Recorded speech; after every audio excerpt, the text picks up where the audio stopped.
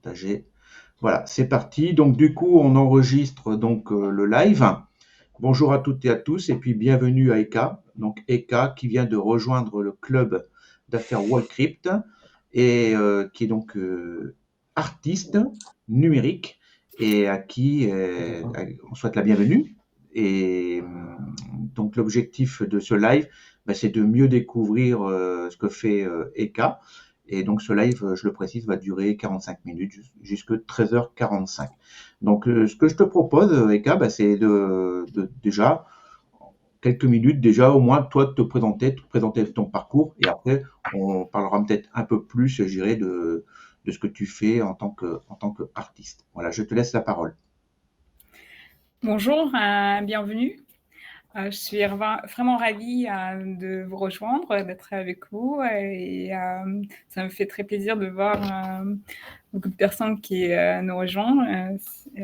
C'est vraiment, je suis très honorée qu'il y ait autant d'intérêt pour mon projet artistique et je voudrais vous présenter un peu ce que je fais. Alors peut-être que tu peux parler aussi de qui tu es, parce que tu as un petit accent, on peut se poser la question, qui tu es, ton parcours avant d'être artiste, qu'est-ce que tu faisais? Ah oui, je suis née en Ukraine et j'ai grandi donc en Ukraine et en Russie et je suis arrivée en France en 2014 avec mon mari qui est français et avec notre fille. Et j'ai repris mes études, j'ai fait une école de commerce, ESSEC.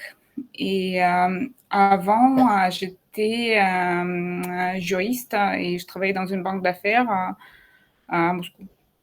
Et donc ici, j'étais analyste financier pendant 5 ans. Et c'est après que j'ai commencé ce parcours d'artiste digital à temps plein. Parce que j'ai toujours créé, j'étais toujours très sensible à l'art, mais je suis donc devenue artiste à temps plein assez récemment. Très bien. Merci, Eka. Et donc, du coup, une autre question avant vraiment de démarrer. Pourquoi tu es rentré dans le club? Qu'est-ce que tu attends du club de l'affaire Wallcrypt? Pourquoi tu es rentré dans le club? Et voilà, parce que nous, on s'est rencontrés effectivement à deux reprises, une fois à NFT Factory, après on s'est Oui. rencontrés voilà, donc la semaine dernière, justement. Et puis, tu as décidé de rentrer dans le club. Voilà, ce qui serait intéressant, c'est de savoir pourquoi, qu'est-ce qui t'a amené à rentrer dans le club, quelles sont tes attentes? Je pense qu'il n'y a pas du hasard dans la vie. On s'est rencontrés avec Jean-Luc et c'était toujours, il y avait toujours quelque chose. Je pense que il y a vraiment, j'étais vraiment très intéressée par ce projet dès le départ. Et la personnalité de Jean-Luc, quelqu'un de super accueillant, bienveillant et qui donc est vraiment dans le partage. Et je voulais vraiment rejoindre, quand j'ai entendu parler du club d'affaires, je ne me suis pas posé de questions, je voulais tout de suite vous rejoindre parce que je trouve que il y a des connexions qui se font dans la vie, qui sont vraiment dans la logique de la vie. Et je pense qu'au bout d'un moment, on ne peut plus avancer seul. Et il y a vraiment une telle richesse de pouvoir être entouré des gens qui sont dynamiques, bienveillants, qui s'intéressent au monde de crypto. Et on est tous des pionniers, en fait. On a tous beaucoup de choses à partager. On a tous des parcours très uniques. Et c'est vraiment un plaisir de vous rejoindre. Eh ben, le plaisir est partagé en tout cas, Eka. Et merci, j'irai à toi. Et écoute, je te propose peut-être maintenant de présenter, voilà, donc ce que tu fais, Enfin, moi, j'adore ton travail, voilà. Donc, je te laisse le présenter. Merci beaucoup, hein. Je ne sais pas si vous avez déjà eu l'occasion de voir un peu ce que je fais. Donc, je suis artiste intuitive et mes créations sont très colorées. J'appelle mon style crypto-baroque parce que c'est quelque chose qui est très chargé visuellement et émotionnellement. Et je joue beaucoup avec la couleur et je crée des nombreuses calques il y a toujours des calques qui sont cachés, qui sont pas évidentes. Donc, je laisse déduire, je laisse découvrir laisse activer l'imagination. Et donc, j'explore ce qu'on appelle la réalité au-delà. En fait, il y a le niveau de sens, des choses qu'on peut sentir, voir, toucher, le niveau des émotions, ce qui est très lié à la couleur aussi. Et ensuite, il y a tout ce qui va au-delà. Et donc, je cherche à activer l'intuition de la personne, d'observateur, pour inviter à voyage et découvrir, imaginer des choses, ouvrir des portails et vraiment utiliser son imagination et l'intuition pour ressentir quelque chose qui est caché, qui peut être très personnel et très transformatif. Je suis très inspirée par la science et je trouve que tout est lié. La musique et la mathématique, la spiritualité et la technologie. Et je trouve que on le ressent de plus en plus. Je ne sais pas si vous avez entendu parler d'événements de singularité. Donc, je pense que c'est peut-être le fait de s'approcher à un moment quand la technologie va commencer à être de plus en plus puissante, que aussi notre humanité, elle commence à être de plus en plus importante.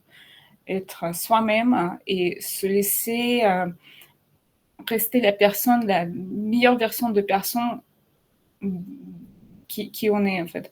Et je travaille beaucoup avec les vibrations et la couleur, chaque couleur a une vibration. Et globalement, ce que je fais, j'ajuste les fréquences. C'est pour ça qu'il y a énormément de calques et je continue à rajouter jusqu'à un moment que je sens qu'il y a une sorte de résonance, que ça résonne. Et c'est à ce moment-là que l'œuvre est finie. Donc, je voulais partager un peu les calques. En fait, il y a énormément de choses qui sont cachées, qu'on ne voit pas du premier regard, mais on peut les ressentir intuitivement. Et c'est toujours dans le partage et dans la joie. Et par exemple, cette image, donc ça fait partie de projets que j'ai fait avec Alma Deutscher, une compositrice de la musique classique. Et c'était un travail que j'ai fait avec la musique directement. Donc, c'était assez simple et intuitif. Il fallait juste ajuster l'image par rapport à la musique et ça m'a plu énormément. Donc, je voudrais aussi partager ma vision. Je ressens ce qu'on vit, c'est un changement. C'est un changement majeur et qu'on arrive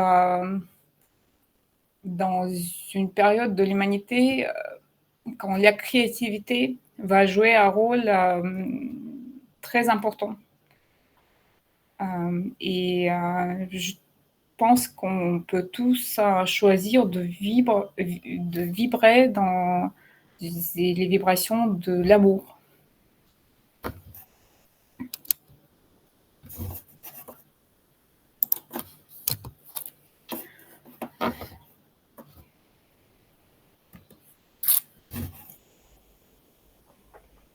La petite présentation. Ben merci Eka. Et aussi, moi j'aurais bien voulu voir, c'est pas si c'est possible tu m'avais montré les œuvres donc en 3D avec Ah oui, l'application, donc il faut une oui, application téléphonique, je crois, c'est ça en fait, je non? travaille plus en plus avec la réalité augmentée et on peut voir donc à l'intérieur des tableaux, on peut voir les calques. Je vais partager donc une des œuvres Je vais partager une des œuvres qui est exposée à la Factory. Elle est où?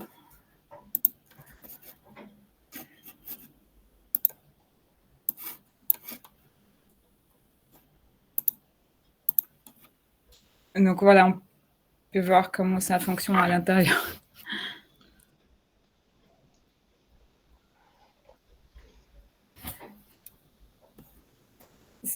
Voilà, on voit bien effectivement que quand tu regardes à l'œil nu, ça n'a pas du tout le même rendu qu'ensuite quand tu prends avec ton téléphone, que tu as l'application, puis tu vois les multicouches en fait, je dirais c'est ça en fait, hein, c'est Oui, plusieurs couches que tu as créées en fait. ouais, ouais. Alors, je sais pas trop techniquement comment ça se passe, mais bon, si tu peux nous en parler justement, est-ce que c'est plusieurs dessins qui sont superposés, comment ça Oui, fonctionne? C'est un peu c'est à peu ça? près ça. C'est à peu près ça. Je travaille avec des tout petits bouts. J'aime bien découper des tout petits bouts et les réassembler. Et ensuite, maintenant avec la réalité augmentée, on peut créer une œuvre qui fonctionne en réalité augmentée. Donc avec une application, c'est une application Artivive que j'utilise. On peut activer un tableau juste avec le téléphone et donc ça s'active et ça fait, on peut rentrer dans le tableau, on peut se balader, voir comment ça a été conçu, les différents éléments et même les calques cachés dont j'avais parlé, on peut donc découvrir aussi. Ouais, ouais, c'est ça en fait. Qu'au départ, à la une nue, on n'imagine pas. Après, c'est toi qui nous dis, bah, tiens, regarde là et là. Puis après, on prend effectivement l'application. Et là surgit effectivement encore vraiment ce que tu as voulu mettre en avant, quoi. Non? Tout à fait. Et ça a un Ouais, rendu quand même c'est assez un bluffant, autre, quoi. ouais, c'est un autre voyage et je, je- j'aime bien parce que je trouve que ça permet d'aller encore au-delà de l'image. Et j'avais aussi je ne sais pas si je t'avais montré aussi, j'ai créé une animation qui, qui, qui illustre pas mal qui est une belle illustration de ce que je voulais expliquer, de la connexion et que tout est lié. J'aime bien la partager aussi. Et donc, est-ce que toi, tu travailles déjà avec d'autres, on va dire, entre guillemets, professionnels du Web3? Est-ce que tu as déjà été en relation avec des personnes qui travaillent, je sais pas, dans la crypto, les métaverses, par exemple, ou euh, tu vois, pour travailler Oui. sur des projets communs, par exemple. Des projets communs, c'était plus, en fait, j'ai pas mal de collectionneurs qui sont dans le Web3 et notamment, j'étais à la semaine de blockchain grâce à un de mes collectionneurs qui m'a invité et qui s'appelle Paolo Anziano et c'est quelqu'un qui est un des sponsors de l'événement et j'ai pu rencontrer pas mal de professionnels, de développeurs aussi, parce que avec des événements, mais je ne connais pas plus que ça en fait. Je connais par la curiosité, mais j'ai hâte d'apprendre beaucoup plus de ce mouvement en fait et des choses qui vont se faire. je connais la technologie NFT et je suis sur plusieurs plateformes. Je suis sur beaucoup de plateformes. Je suis sur Non-Origin, Maker's Place, Foundation, Nifty Gateway, OpenSea et je suis beaucoup sur Twitter aussi. Et pareil, sur Twitter, il y a pas mal de personnes qui sont des crypto-natifs. Et c'est l'intérêt justement du club, c'est de pouvoir être en relation avec des personnes, avec des profils, ce qu'on disait tout à l'heure, des profils totalement différents, et de voir s'il n'y a pas, pourquoi pas, des synergies qui peuvent se mettre en place, si ça peut pas donner des idées aux uns et aux autres, de pouvoir effectivement échanger et pourquoi pas intégrer cette notion artistique numérique, je dirais, dans des projets. Et là, ce qui est intéressant, je pense, du club, c'est aussi de dire, ben voilà, on découvre ce que tu fais, et puis selon l'affinité qu'il peut y avoir, ben, c'est de dire, ben, tiens, ça pourrait être de l'avoir en tête, c'est intéressant, pourquoi pas, de faire appel à ECA parce que voilà, alors que sans gérer la création gérer du club et cette mise en relation, peut-être qu'on tout simplement on n'y aurait déjà même pas pensé. Non. Donc, Tout à fait. hmm. Donc là, on pose une question, des critères. Alors attends, hop, je vais me remettre sur le chat. Voilà. As-tu des critères particuliers pour le choix des plateformes? Oui, je préfère évidemment les plateformes où il y a une curation. Donc, en général, c'est des plateformes qui ont leur propre base de collectionneurs qui ont l'habitude de collectionner sur une telle ou l'autre plateforme. Donc, je suis beaucoup je suis principalement sur Ethereum. Et aujourd'hui, c'est ce qui est le plus simple pour l'artiste. Mais j'ai eu, par exemple, une demande spéciale de quelqu'un qui m'a dit, mais pourquoi tu n'es pas du tout sur Tezos et je voudrais te collectionner, mais sur Tezos. Donc, j'ai fait des offres, j'ai mis sur Tezos, mais voilà, c'est pas ma plateforme de préférence. J'aime beaucoup Maker's Place. Je ne sais pas si vous étiez à NFT Paris et ils avaient un stand très impressionnant avec aussi une installation artistique. Je trouve que c'est une plateforme qui a vraiment une vision qui est très centrée sur les artistes. Et récemment, j'ai rejoint Nifty Gateway. Et là, c'est un autre format, donc c'est un format de publisher. Donc, je peux faire ma propre curation. Et je peux introduire les artistes sur la plateforme. Et c'est moi qui choisis les artistes. Ça, c'est. Je trouve que c'est très intéressant aussi dans ce parcours. Comme je commence à connaître pas mal aussi les goûts des collectionneurs, de pouvoir aussi introduire des artistes, travailler avec les artistes en tant que directeur artistique. D'accord. Et ça se passe comment quand tu dis tu présentes, c'est-à-dire que sur la Ouais, plateforme, ouais. tu fais des œuvres, vous faites des œuvres en commun, comment ça se passe? Ouais, non, mais je peux créer un drop en fait avec les œuvres d'autres artistes. Ah oui, d'accord. Et c'est une plateforme où on peut pas, en fait, il faut être sélectionné, mais on peut aussi avoir un rôle de publisher. Et en tant que publisher, on peut inviter nos artistes. D'accord. C'est la recommandation, quoi, quelque part, en fait, qui te permet de filtrer et de garantir une certaine, peut-être, qualité aussi, je dirais, de personnes qui entrent sur la plateforme. Tout à fait. Et en plus, on peut faire découvrir aussi des artistes qui n'ont pas forcément un appui très fort sur Twitter ou Instagram, ce qui est plutôt parce qu'il y a des artistes qui ont beaucoup de talent, mais ne sont pas forcément beaucoup sur les réseaux sociaux.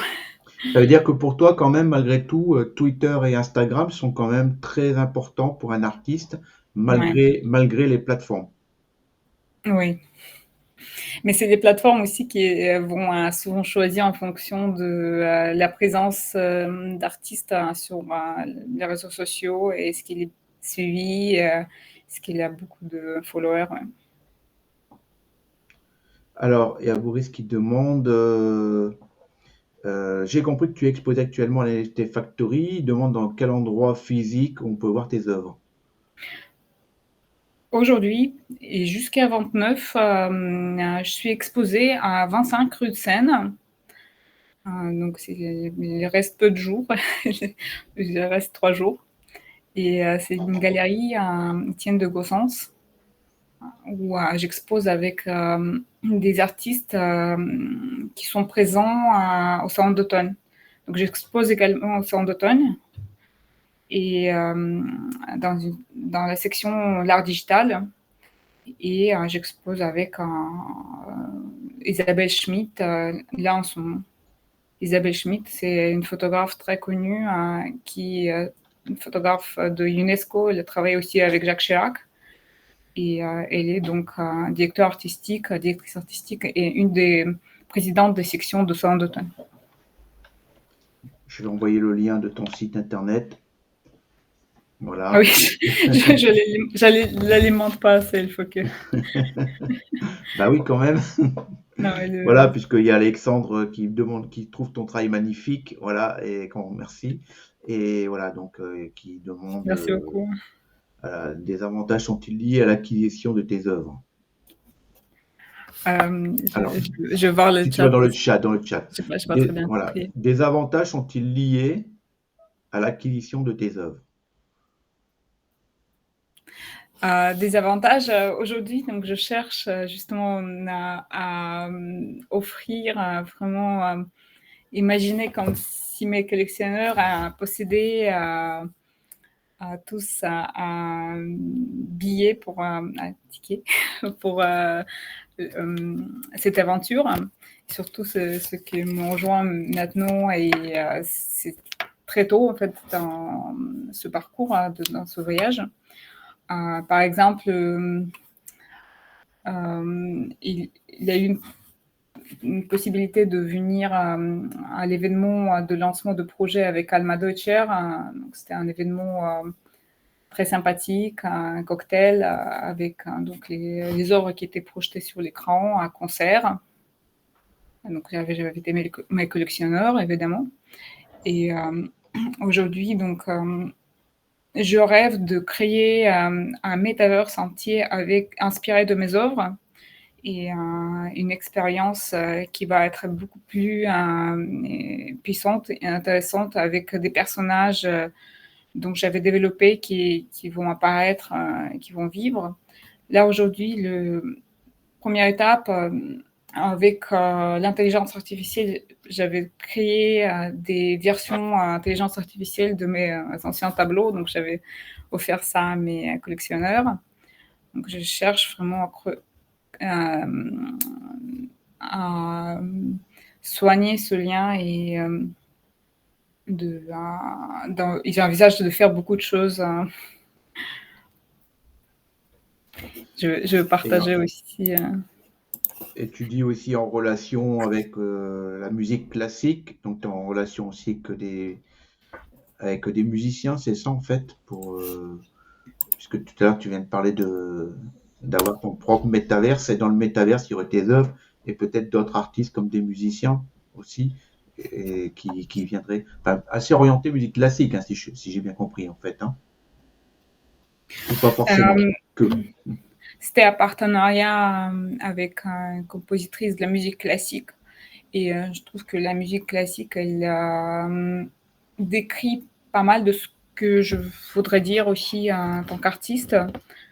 Et évidemment, ça ajoute une dimension musicale à des œuvres. Donc, c'est aussi intéressant de rajouter des dimensions parce que les dimensions visuelles, il y a des calques multiples où on se perd, on se découvre. Sur chaque tableau, il y a un portail, on peut imaginer d'ouvrir et rentrer dans quelque chose qui va au-delà et explorer la dimension musicale, c'est très intéressant. D'accord. Alors, n'hésitez pas si vous avez des questions, profitez-en, puisqu'on a la chance d'avoir Eka avec nous, donc c'est l'occasion. Si vous avez J'avais envoyé donc le lien vers le le link Linktree free. où il y a Oui. des marketplaces. Je voulais partager quand même je voulais partager dernier, hop, cette œuvre qui s'appelle Crypto Baroque Soul. Et ça représente donc ma vision de voyage d'une âme et qu'on est tous construits des tout petits bouts, des petits morceaux. On ne sait pas exactement d'où on vient, on ne sait pas exactement qui on est. On est tous liés, on fait tous partie de quelque chose qui est beaucoup plus grand que nous, mais on n'a pas forcément d'informations et on ne sait pas exactement comment ça se passe. Donc, il y a six arrêts du voyage d'une âme. On commence par une femme. En, ensuite, c'est l'homme. Ensuite, il y a une vieille dame. Ensuite, il y a la mort. Et donc, la mort, c'est pas la dernière étape. Et au-delà, donc, on va à un extraterrestre et un enfant. Donc, c'est le retour dans, dans la vie et le renouveau de l'aventure. Et donc, il y a Guillaume qui pose une question qui demande si toutes tes œuvres sont faites sous forme de calques qui se démultiplient. Et il faudrait savoir comment ça fonctionne. Euh, je, la majorité de mes œuvres, sauf les dernières expériences avec l'intelligence artificielle, c'est donc des calques, oui. Je travaille, chaque calque, ça peut être une œuvre à part. Euh, je travaille avec la couleur et en fait, mon voyage commence par une photo. Et j'avais commencé à prendre des photos et ensuite j'avais appliqué des filtres sur les photos, des filtres artistiques. Et ensuite j'avais découpé par tout petits bouts des photos avec des filtres et en les regroupant et créant des nouvelles images. Et ensuite, j'avais commencé à mélanger tout cela avec d'autres médias, avec de la peinture, avec des dessins, avec des fleurs, avec des photos de cathédrales, avec les photos d'autres personnages. Je cachais des...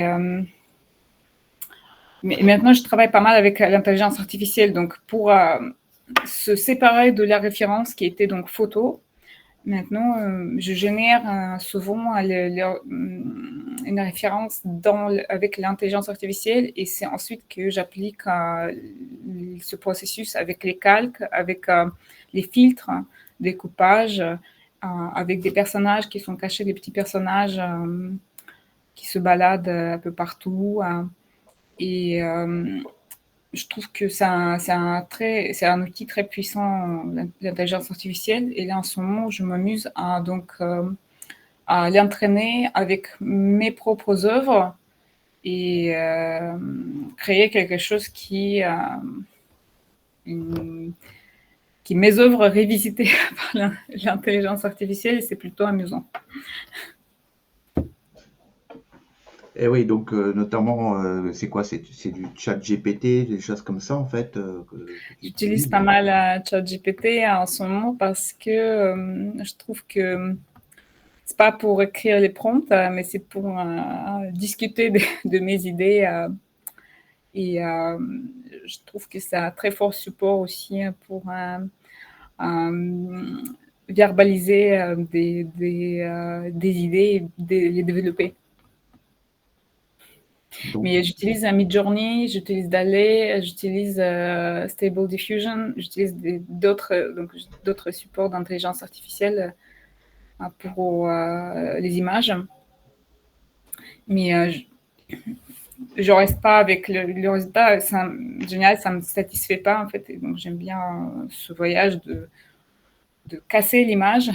Je le casse, je le déchire en plusieurs morceaux et je regroupe tout. Et c'est pour ça que c'est intéressant de voir avec la réalité augmentée ce que ça représente vraiment parce que c'est une certaine folie en fait. ça doit te prendre du temps quand même de pouvoir tester aussi, en tant qu'artiste, déjà de tester les différents, entre guillemets, je sais pas si on peut dire des logiciels quand même, d'IA, pour voir celui qui va te donner le, le plus de satisfaction en termes de rendu. Ou est-ce que c'est en fonction des prompts, tout simplement? Ou est-ce qu'il y a vraiment des différences? Euh, ça, c'est vraiment intuitif. Ça a besoin, par exemple, j'ai eu à un moment, pendant 21 jours, j'avais fait des portraits de la Vierge. Pendant 21 jours, tous les jours, je faisais un nouveau portrait. Et c'était un besoin, c'était quelque chose, j'appelle ça une synchronisation. Synchronisation, c'était un sentiment de. Et tu vois bien qu'avec la situation, la guerre voilà, dans mon pays, c'est pas évident aussi. Hein, donc, je prie pas mal et je cherche aussi à me synchroniser avec l'univers. C'est un moyen de sentir, se sentir au-delà plus haut que la situation. Euh, Parce que il y a des choses qui nous arrivent dans la vie et on ne trouve pas le sens, mais parce qu'il n'y a pas. Et c'est cette recherche artistique, ce voyage artistique peut nous permettre de se reconnecter à nous-mêmes, en fait, de ce qui est nous vraiment, ce qui est à nous. Et donc, il n'y a pas vraiment de méthode, il n'y a pas de recette, c'est juste c'est un besoin de synchroniser, c'est un besoin d'exister. Et voilà, il y a beaucoup de. C'est un voyage. Et je trouve que voilà, c'est ce que je cherche aussi à encourager d'autres personnes de commencer à créer parce que justement avec les outils qu'on a maintenant, même la photographie, c'est un outil extrêmement puissant. Hein. On peut prendre des photos des choses qui nous plaisent. On peut générer maintenant avec les Midjourney, avec l'intelligence artificielle des images sans avoir passé faire 10 ans d'études de dessin. Donc je trouve que c'est le moment de se lancer aussi dans cette recherche artistique et spirituelle de soi-même. Et c'est extrêmement. La récompense est extrêmement forte parce que c'est comme inviter de la magie dans sa vie. C'est on commence à rencontrer des personnes, on n'aurait jamais imaginé qu'on pouvait les rencontrer. On est invité là où on n'aurait jamais imaginé qu'on pouvait être invité. On peut faire aussi, tout de suite, on devient intéressant. Les gens s'intéressent à ce qu'on peut dire, par exemple, quand c'était la décision de la Cour suprême aux États-Unis contre les droits de la femme de reproduction. La plateforme où je suis, Makerspace, ils m'ont invité pour partager une œuvre donc, et faire un discours. Et je trouve que c'est extrêmement précieux de pouvoir faire ça parce que on contribue à des choses on devient en fait un acteur de, de ce qui se passe, de l'actualité. Et aussi, pour Salon d'automne, l'œuvre que j'avais créée, elle s'appelle Peace, donc la paix. Et pour moi, c'était aussi un moment extrêmement émouvant de pouvoir partager ma prière pour la paix. Et, et je trouve que, voilà, que maintenant, on peut trouver des moyens super faciles et super intuitifs d'exprimer tout cela. Bah écoute, c'est vraiment extrêmement intéressant et puis d'écouter un artiste, et je trouve que c'est vraiment ça fait du bien, voilà, ça fait du bien. Et puis j'ai en train de penser peut-être qu'un jour on pourrait, pourquoi pas, au sein du club, organiser un atelier pratique, hein, pourquoi pas, Oui, sur l'usage, je dirais, de parce que là voilà, pour toi qui es habitué à ça, c'est qui a une certaine expérience, peut-être que tu pourrais essayer de guider les personnes en disant, bah tiens, enfin, je sais pas, c'est une idée comme ça que je lance, hein, mais je sais pas si ça peut être intéressant ou intéresser les personnes.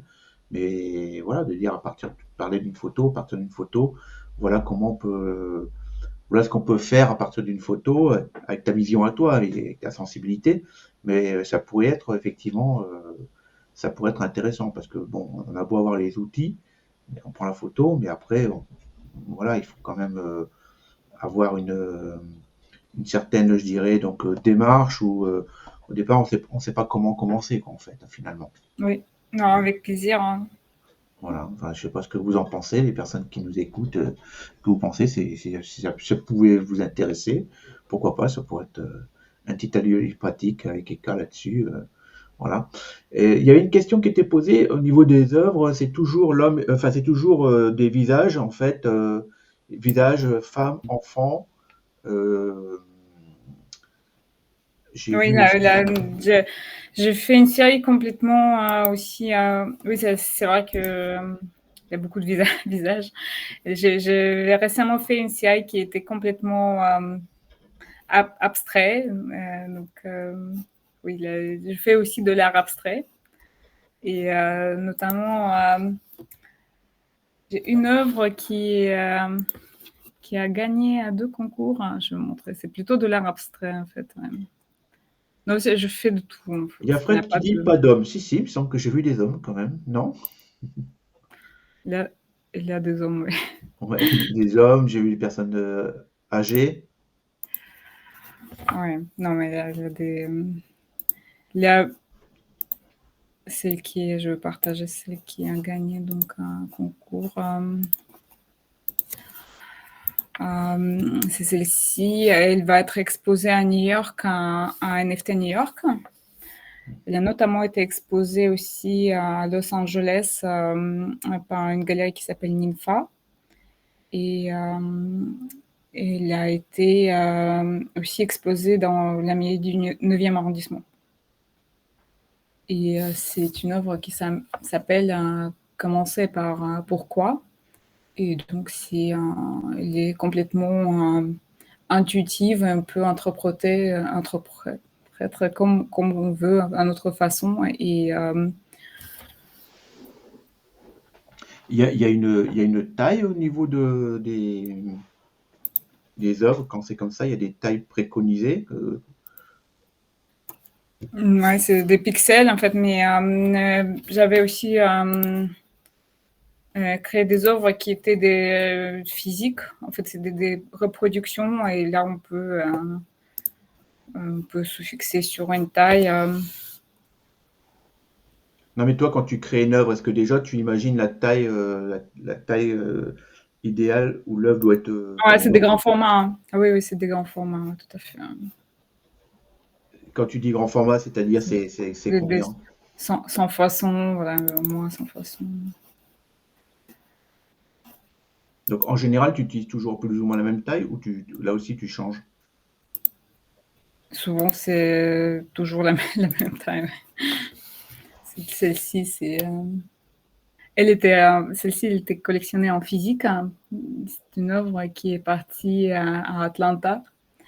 Mhm. Et c'était une personne qui a justement vu la précédente commencer par pourquoi elle voulait une œuvre physique. Donc, c'est ici la collection en physique. Et en sans façon. Alors, quand tu dis une œuvre physique, c'est-à-dire c'est quoi? C'est c'est quoi comme matière? C'est une impression? C'est quoi? Oui, ça va être une digigraphie certifiée avec un certificat d'authenticité et un certificat donc que c'est un exemplaire unique. C'est un exemplaire unique. Et c'est un contre-collage sur Dibon. Donc c'est un support fixe. D'accord. Et il y a des moyens de certifier que ça a été fait qu'en une seule fois. Ouais, c'est un. Voilà. Mais aussi, NFT, c'est aussi un moyen de certifier et nombre d'exemplaires. Parce que dans ce cas-là, comme j'explique que l'original, ça reste le NFT comme je suis artiste digital, donc pour les collectionneurs d'œuvres, celle-ci aussi était collectionnée, du coup, c'est que je partage était collectionnée en physique. Et donc j'explique que j'offre le certificat NFT pour ceux qui préfèrent d'avoir l'œuvre physique. Il y a une question qui est posée, c'est est-ce qu'on t'a déjà commandé des œuvres? Ou est-ce que tu fais l'œuvre après elle est vendue, ou est-ce on te commande une œuvre? Oui, c'est possible de commander, oui, tout à fait. Ouais. J'avais créé notamment un portrait de la famille qui existe aussi avec une expérience réalité augmentée pour un ami. Ouais, c'était tout à fait sur commande. Le portrait de la famille, c'est basé sur une photo. D'accord. Ils ont été satisfaits? Oui, oui, beaucoup. Ouais. Non, parce qu'en fait, avec l'art numérique comme ça, c'est pas évident quand même. On peut avoir des surprises et il y a une notion de subjectivité aussi. Enfin, même si, voilà, on connaît à peu près on connaît tes œuvres, on voit ce que tu fais, donc on sait déjà plus ou moins à quoi on s'attend, mais c'est pas comme de l'art traditionnel, quoi. Hein. Voilà, Oui, donc la mais réponse c'est oui. Oui, vas-y. je pense que voilà, c'est si voilà, des- pas de satisfaction. Je n'aurais pas imposé, donc je voulais montrer les œuvres que j'avais fait donc sur demande. J'aurais pas imposé l'achat parce que c'est vrai, surtout quand c'est un portrait, il plaît pas. Ah, d'accord. Ça, c'était donc un portrait. J'avais créé sur demande pour quelqu'un qui m'a rencontré à Vienne pendant la présentation donc du projet Alma Deutscher. Ensuite,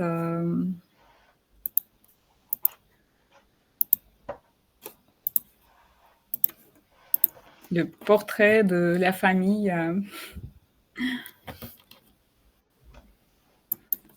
Si ça vous intéresse, je peux partager la photo qui était sur laquelle c'était basé. Je ne sais pas si je l'ai. Non, mais on reconnaît bien là quand même. On reconnaît bien, ouais. Ouais. Donc voilà, mais c'était dans. En fait, ils voulaient avoir des symboles de leur famille, de leur passé familial. Donc j'avais caché pas mal de symboles. C'est une famille d'origine indienne, mais ils sont canadiens. Et donc j'avais caché des symboles de leur partie de l'Inde ou d'où ils viennent, et d'Ottawa. Et, et autre chose aussi, parce que c'est des personnes voilà, qui aussi ils étaient artistes, donc j'avais caché leurs propres œuvres. Donc il y a pas mal de choses et on peut les voir, on peut rentrer dans le tableau dans une réalité augmentée. Super. Une de mes commissions préférées. Très bien. Bah, écoute, on arrive à la fin du live.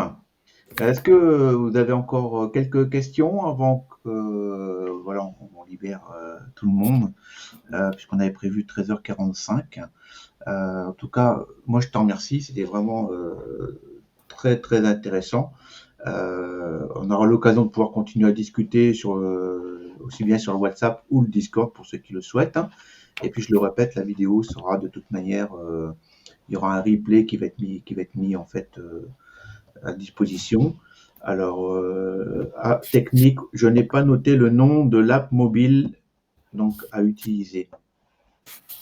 Mm. Ouais, c'est Voilà, Artivive, donc ouais. Artivive. Voilà. Et vous avez aussi une question, si je privilégiais les éditions, je préfère vraiment des éditions uniques. Ouais. Très bien. Bien. Eka, merci, merci à toi. Et puis, ben, à très bientôt. Et Merci bon beaucoup. après-midi à tout le monde. Et merci, c'était vraiment superbe. Je te remercie. Au revoir. Merci beaucoup. Au revoir.